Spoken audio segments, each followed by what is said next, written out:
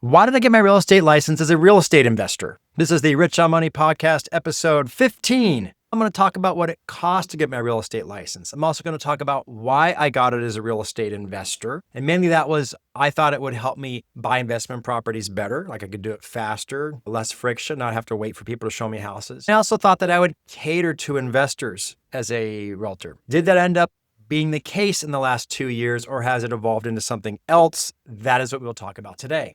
And I got my license in 2023. That was 2 years ago. And let's first talk about what it ended up costing me. When you first sign up, it's more expensive. That first year, when you get into the career field, it's more expensive. And when you renew each year and renew your license every 2 years, less expensive. I'll give you both numbers now that I've had 2 years under my belt. Let me throw out some numbers for you. And this is for Montgomery, Alabama. Most of these are current prices. Some of these might be from last year or the year before. It's all pretty close. Course for a license, $309. I did mine online. You can do them in person. Test fee, $70. Fingerprint fee, $20. Yeah, they make sure you're not a criminal. Alabama Real Estate Commission fee, $475. MAR, Montgomery Area Association of Realtors, basically the local realtor deal. Their application fee, $1,200. That's the one-time fee. And then the prorated yearly fee can go up to $760, depending on how much of the year still remains. The MLS fees, I actually thought these were higher. It's $500 a year. CentralLock fee, that's like the little Bluetooth box that most agents use, $147. I had to take more training at the 6-month point. Online training, $134. Real estate license fee, all said and done, another $89. And then you go to some conferences and stuff that'll cost extra money. That was $3,704, which is about a little more than half the average commission that you get here in Montgomery, Alabama. Now, if you're working with investment properties that are around $100,000, your commission's only about $3,000, in which case you wouldn't quite cover with one sale. 1 year later, how much did it cost to renew everything? So again, the Alabama Real Estate Commission renewal fee, $185. MLS, still $500. The MAR fee, Montgomery Area Association of Realtors, no initiation fee, but this time just $767 for the year, so quite a bit cheaper. Continuing education opportunities, I don't know, $200 or so. And you might go to conferences. So that turns out being $1,652, a third to a fourth of one transaction. Now, there's some crazy statistic about 80-90% of realtors never do one transaction in a year. A lot of people get a license and never do a transaction. But then they usually don't go on to renew the second year. Now, how do commissions work for real estate investors? This is good to know. Obviously, when you have a real estate transaction, there's a buyer side and a seller side. It's quite common to have a number like 3% commission for the buyer side and 3% for the seller side. That's not set, but it's a common number. So usually you represent one or the other. You could represent both and get 6%. That's like the hat trick, but a little more rare.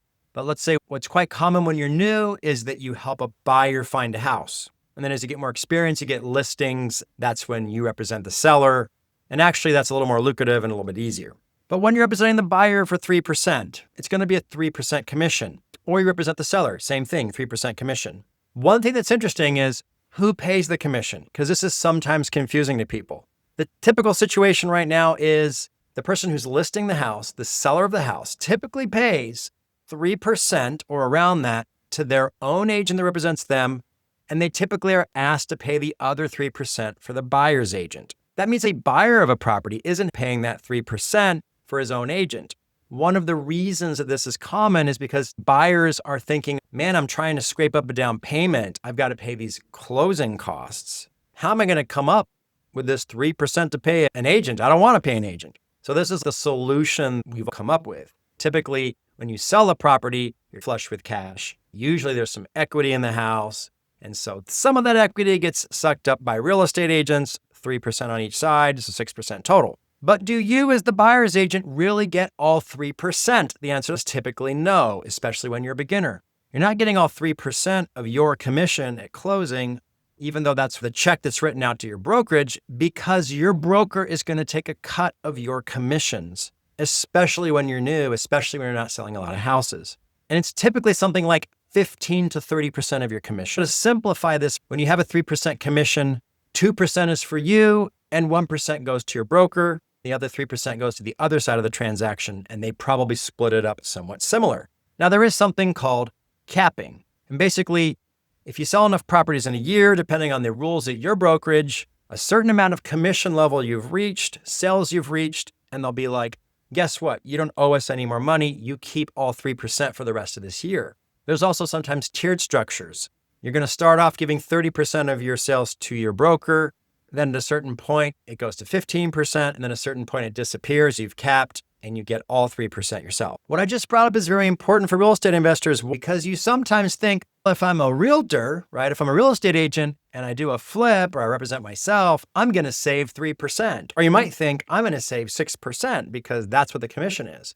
And typically that's not the case. What you find is that instead of saving 6% or even 3%, in reality, you save about that when you represent yourself in a transaction. The 2% that's your commission, 1% going to your broker and 3% going to the other side that has nothing to do with you unless you represent both sides. And I've done that, I think, 3 times since I started. It's a good gig. You only save 2%, right? But a lot of brokerages do something to help you out with this. My brokerage happens to have a lot of real estate investors working as realtors there. And for 2 transactions every year, if it's a personal transaction, like selling your own flip or primary residence, you are not charged anything by your broker, so you keep the full 3%. Little side note, it might make sense in certain cases to take no commission if you're selling a house because you're taxed on your commission. And if it were to stay in the sale of the house, you might be taxed differently. Just something to think about.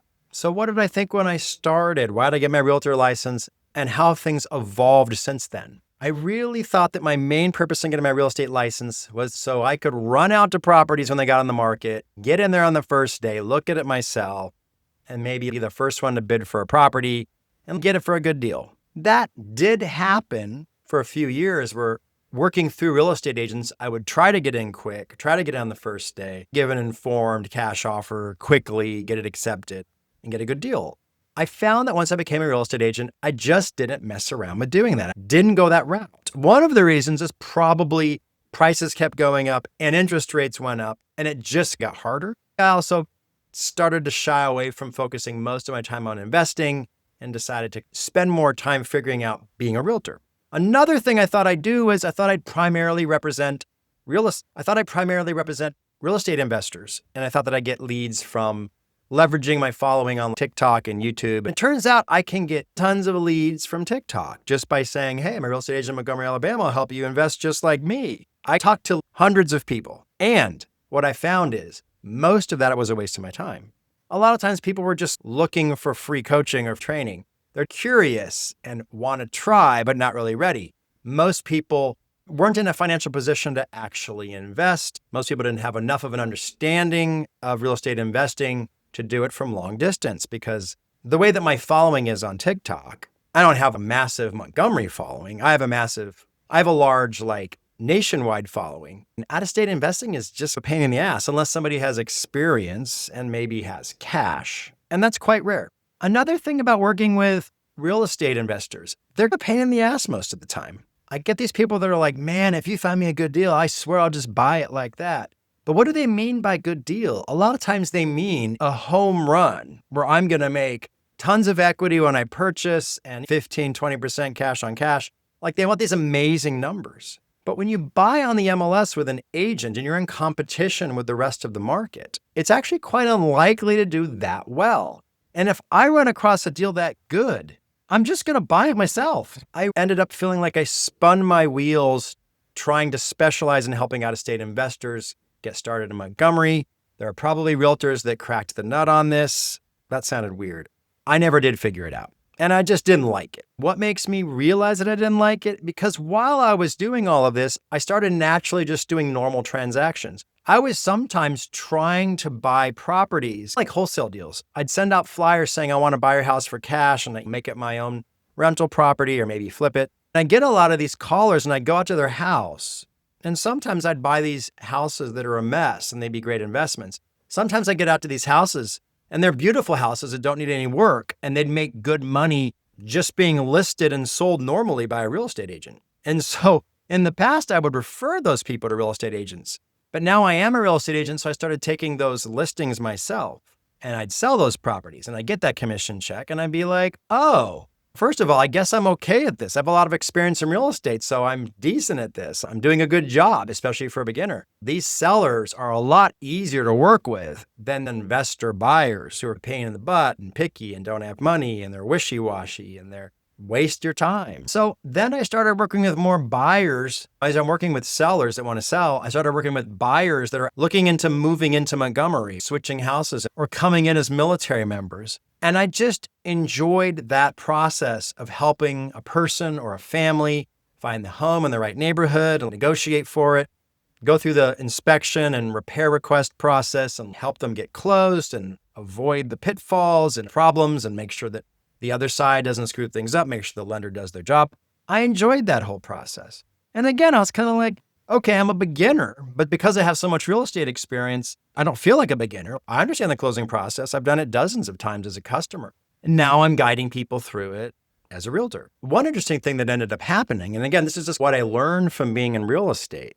My brokerage gave me Zillow leads.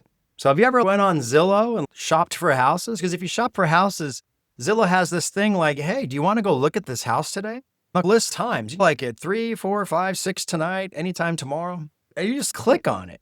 And I'm like, oh, this is easy. I'm going to go see the house tomorrow. Zillow leads you to believe that they actually know the schedule of that particular house and that they're going to get you in touch with somebody that'll show it to you at that time.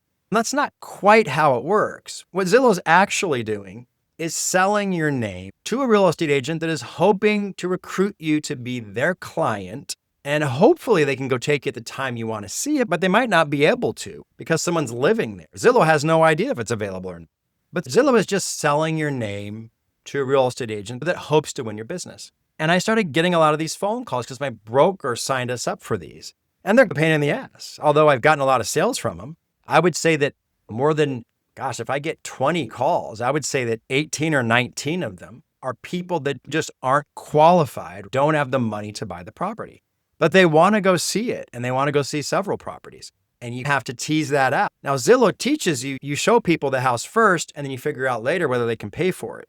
But of course, if you understand that's going to happen with 18 out of 20 showings, that just doesn't work. Like you're working for minimum wage at this point. So I ended up not listening to Zillow's rules and actually asking about pre-approvals and how you're going to pay for this up front, weeding out most people that wanted to go see, but the people that I do go shopping with end up buying at a much higher rate. And I've actually had a decent amount of sales from Zillow. But I really don't want to keep taking Zillow leads because they're a pain in the ass, because they don't know you, like you, or trust you. They were just given to you. They don't know anything about you. You're just a glorified door opener that wants a big paycheck. The idea is you build up a referral network and you build up a reputation and you start getting your own referrals and you start from your own circle of influence, your own friends and family and people that just know you. You'll get leads that way. You'll get business that way. And those are people that know you've sold a lot of houses, that you know the market, that you're a real estate professional, a real estate expert.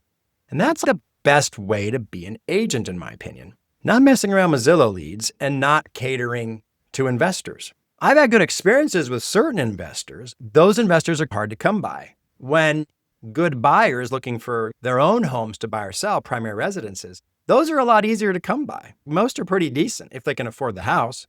So what are the secrets of being a good real estate agent? I think the more you know about real estate in general, the better an agent you are. Of course, I'm very biased, right? The best kind of real estate agent invests in real estate, remodels properties, flips properties, does property management, invests himself, helps others invest, invests at low, middle, and higher ends of the market, has invested in different states, understands how a house is built. I'm very hands-off. I don't do the work, but I understand all of it because of how long I've been doing this and how many times I've flipped properties, oversaw remodel projects.